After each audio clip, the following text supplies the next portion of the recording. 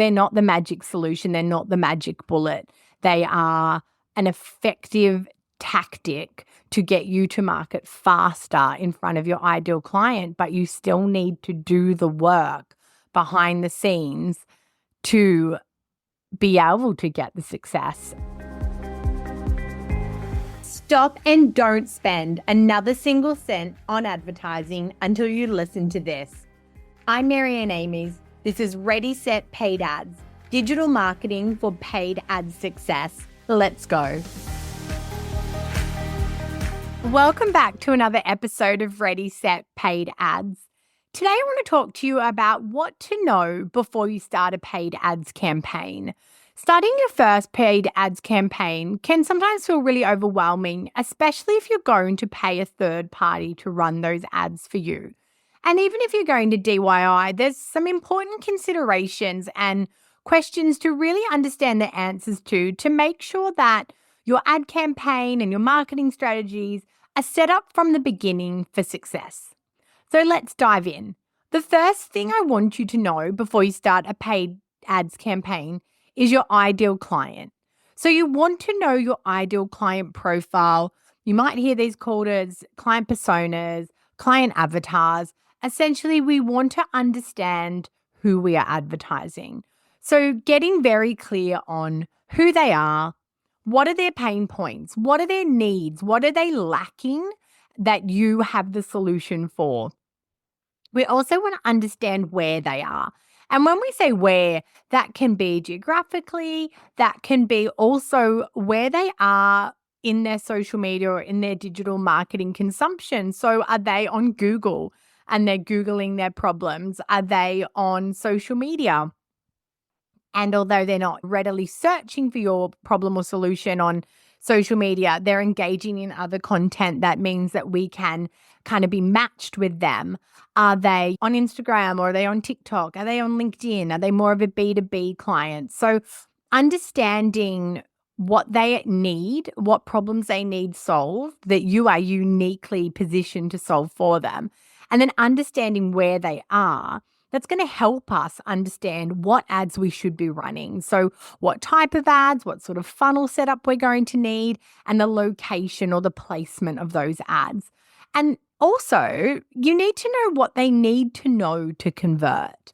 So understanding what that ideal client needs to know before they're willing to buy from you is going to be essentially how you design a funnel.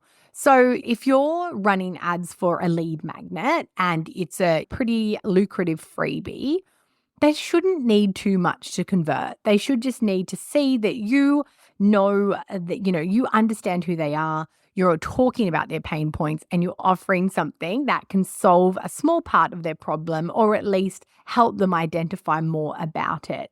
If they are needing to buy a new car, what they're going to need to convert is a lot more. So they might need to start with general awareness of your particular dealership, and then it might be about your customer service promise, and then it might be about a particular model and giving a lot of detail so that they're ready to book an appointment to come in and test drive it. So a car is going to have a very different conversion funnel to a lead gen freebie. So understanding that is going to help you start to design a paid ads campaign that's going to generate the success that you need.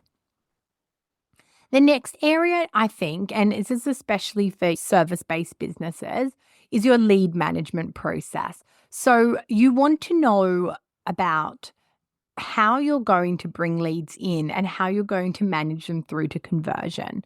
So how do the leads come in? And again, this could be looking at the ad types you're going to run and saying, well, do I want it to come to my contact form? Do I want to use the platform's lead gen contact form? Do I want it to be a WhatsApp message, which there's some great products now in Meta for WhatsApp lead gen campaigns? Where do they go when they come in? Where do leads go? Do they go to a spreadsheet? Are they emailed to somebody? Do they go straight into your CRM? And you want to know who owns them. Is it you that's going to own the leads as they come in? Is it a team member? Do you have a process in place of what happens when leads come in? Where do they go? How do we follow them up? And that nurture process is that really key point around who's going to nurture them.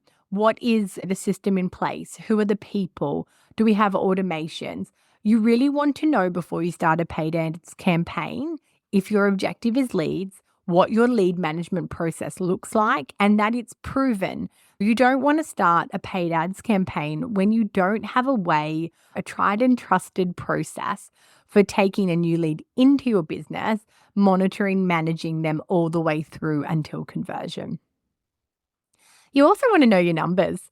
That might sound a little obvious, but there are so many numbers in a business that are beneficial to understand before you start a paid ads campaign. So let's stay on leads for a second. If you're running lead generation campaigns, you need to know the numbers around leads. So what cost per lead is acceptable in your business? For example, we run lead gen campaigns on Google for builders. Now, for a builder, $100 or $200 cost per lead is absolutely acceptable because the conversion is going to be hundreds of thousands of dollars. Whereas for a local physio, that cost per lead needs to be more around the $10 because the conversion value for the initial appointment anyway is more around the $150 mark. So understanding what that acceptable cost per lead gives you a benchmark of where you want to see your campaigns land and also helps you start to build a budget. You also need to know what's the number of clients that you're trying to get. What amount of clients can your business handle? And I mean converted clients. So again, let's take the builder and physio through this example. The builder might only want 2 clients signed a month because that's what they can take within their business and their insurance covers. The physio might want 20 new patients a month. So we have very different numbers in terms of the number of signed clients we're trying to build towards. And when I say signed clients is because then we need to work backwards almost to find the leads goal. So you need to know your numbers around conversion rate. So generally speaking, what do you convert? Is it that you need 20 inquiries to convert one, or do you need 5 inquiries to convert one? Because if we go back to that example and you're the builder and you need 20 inquiries to land one and you're looking for 2 leads per month, we need to know that we can generate at least 40 leads per month to get you there. So understanding your cost per lead, your number of ideal clients, your conversion rate helps us understand the number of leads. And then obviously we can work backwards from that and start to build out what your budget might be. When we look at that acceptable cost per lead, number of leads that you're looking for, we can start to kind of build what an acceptable budget might look like. Now, I'm going to start to talk a little bit about e-com when we're talking about our numbers. And firstly, I'm going to talk about your customer lifetime value. Now, this is very relevant for both your service-based business or your lead gen campaigns as well as your sales campaigns. So understanding the lifetime value of a customer can help us understand, again, what is an acceptable cost per acquisition. So that cost per lead for the builder, that's a one-off. Once we complete that project, we're unlikely to immediately sign them in another project. That cost per lead for the physio, we're trying to get that initial appointment to then be able to turn them into a customer with a longer journey with us. So, we might then say the average person comes for 6 appointments. So the lifetime value is going to be 6 times that $150 first appointment that we talked about. So again, if we know we have a higher lifetime value, we can also put that into our cost per lead to go, well, the cost per lead can be a little bit higher because we know over their lifetime we're going to recoup that. And it's the same with our e-com. So if we go, do we have a product? Is it an office chair? So if it's an office chair, again, we know we're going to buy once and we won't expect another sale for some time.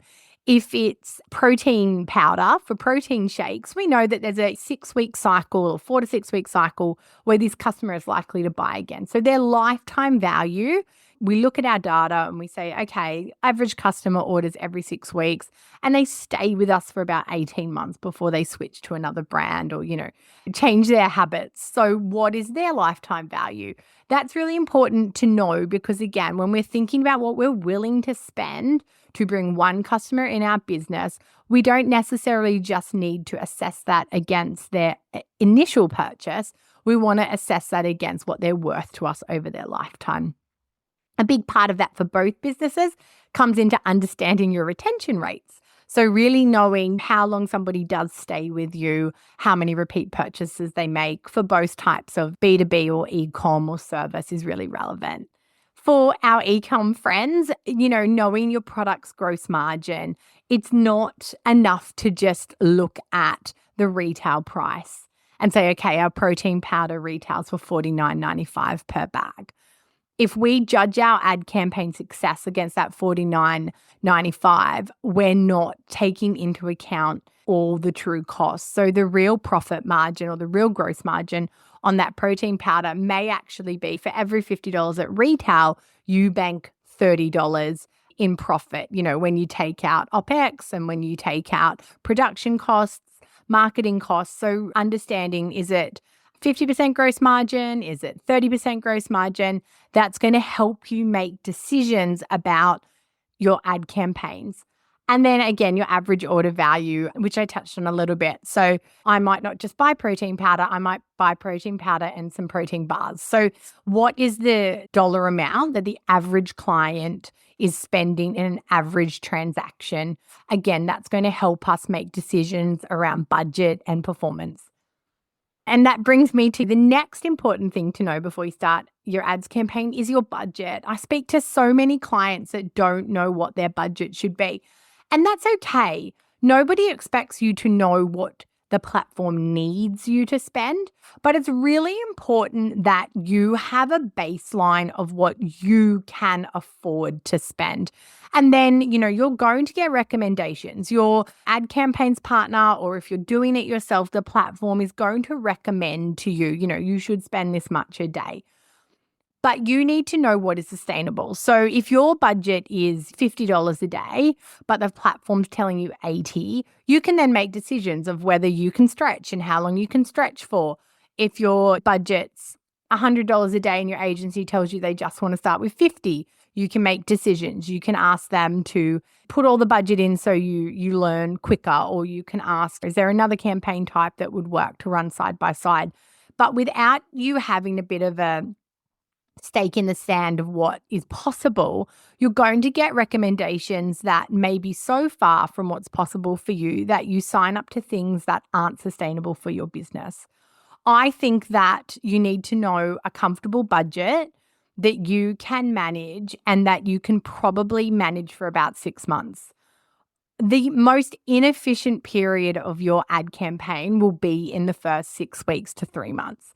This is when you will spend the most to get the results that you want, because there's an optimization period. And until we go through that, until we've tested and learned and adjusted, we are working at the least optimized version. So we really need to understand, do we have enough budget to sail through that, to get to optimization and then to see? So I think when you're forming that budget, you need to think about 6 months and 6 months of, what if I had very limited return? What if my ads weren't profitable? What is the budget I can work with over a 6-month period that my business can sustain, and then I can look to expand upon once I see results and once I'm in a profitable state? You need to know that your website or your landing page is critical. You need to know that before you start ads. And anybody that's running ad campaigns for you and is not having a conversation about where your ads are ending up is doing you a major disservice. So you need to assess your website, or you need to ask somebody to assess your website for you. If you're working with an ads partner, I'd be asking them, is my website good enough? Do I need to do anything to my website? Do I need a landing page? Ads are only as good as the destination they take us to, and we need to have a certain level of trust and credibility. I was saying to somebody the other day, you're asking someone to put credit card details in and send money to a business they do not know, to a person they do not know. The amount of trust and credibility we need to feel as a consumer before we take that step is enormous, and that needs to happen really quickly. So your website or your landing page needs to make me feel so assured that I'm going to get the thing I'm buying, or that me handing over my contact details is for a valid reason and you're going to deliver me information or a service or a downloadable that is useful to me. obviously that ease of checkout, and this is where I think Shopify sites are just a walk in the park because that checkout experience is so optimized through Shopify and so easy. But looking at that ease of checkout, we don't want roadblocks to people checking out. Checking your website on mobile yourself to make sure you don't have a pop-up that's blocking something or some text that's too big and making it really hard. As a web developer, in previous iterations of my business, I go on websites all the time where it's almost impossible to fill out the form or check out, and I'll rotate my screen because I know if I rotate my screen, I can scroll up and down, and I do things that the average person wouldn't do to finish what I'm trying to achieve. And you need to be actively on your website as a customer trying to see if there's any reason why they cannot complete what you're asking them to complete. Obviously, your website or landing page needs to be compelling. I need to be taken on a journey. And I've had some great conversations on the podcast. The other week I was speaking to someone about landing page copy, and that compelling website copy or landing page copy, sometimes that can be the difference between your ads working, matching the ad promise. So if I click on an ad that promises me a certain thing and I get to the website and it tells me a completely different story, I'm gone. If I'm on an ad on Meta with amazing graphics, a really high quality looking product, and then I click through and the website is outdated and clunky with crap imagery, all of a sudden, it's a red flag. It's a red flag that says this ad that I saw is not for this website, or this website doesn't look like something I want to transact with. And then obviously things like load speed, making sure it's loading snappy on mobile, making sure it's loading nicely on desktop. People don't spend a lot of time. And when they click on that ad, your money is spent. So you want to make sure whatever happens after that ad click is the biggest opportunity possible to converting.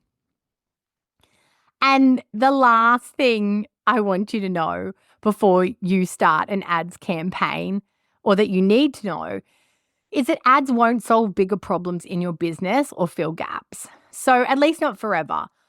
Ads, unless you have thousands and thousands of dollars to spend learning that your website is not amazing, or your product doesn't have market fit, or your service offer isn't compelling, ads won't be able to convince somebody to buy something that is not what they want, or is not presented appropriately, or there's not a greater sales funnel in place. Ads won't be able to solve the fact that you don't have lead management processes and there's a company generating leads for you and you are not effectively following them and closing them. Ads won't solve that your brand is not right, that it has no personality and it doesn't connect, or it has, you don't have a unique voice, or you don't even, outside of a unique voice, you don't have a strong voice. You don't have that compelling desirability, that you haven't taken the time to understand your ideal client and talk to them in alignment. It won't solve the fact that your organic presence is not great and, again, trust red flags, or that your digital presence is lacking on your website or via email. Ads won't solve that your email or nurture or follow-up isn't in place or isn't effective. That you don't have a strategy for capturing people that don't convert today, whether that's an email sign up or whether that's retargeting. These are the things where ads they're not the magic solution. They're not the magic bullet.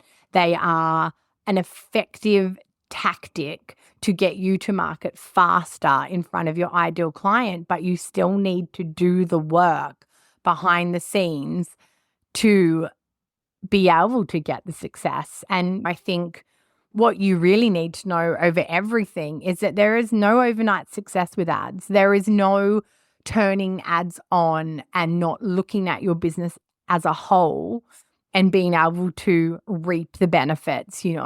There is so much that you need to understand. And if those factors are outside of your control, or you don't have the time or the information you need to understand them, you need to partner with somebody, a strategist or an ads manager that understands it. And I do think sometimes it's more than what if you're going to just a freelance ads manager, they may not be equipped to talk to you about your lead management process, or they may not be equipped to talk to you about your numbers and your conversions and those sorts of things. So making sure you're asking the right questions. And, this episode is really a go-to on what to know before you start a paid ads campaign. So I really encourage you to think about what you do know of what I've spoken about today and where your gaps are as well. I'd love to also share through Wise Up, my digital marketing agency, I do digital audits. So I do online audits of your whole brand presence. And that's something that you can purchase online. I do a 30-minute walkthrough recording, and I also give you an audit checklist showing you where the areas of improvement are and what you could be doing. So I'll pop a link to that in the show notes, and I would love to see you take that up and love the opportunity to walk through your brand and help you understand how to maximize it for success. So thank you so much for listening along again today. And please, as always, reach out on Instagram or LinkedIn. And I look forward to talking to you again soon.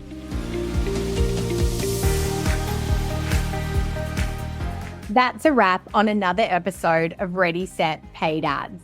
If you're looking for done-for-you services, training to upskill you in ads management, or free and paid resources to help you plan and execute better ads, head to wiseupmarketing.com.au.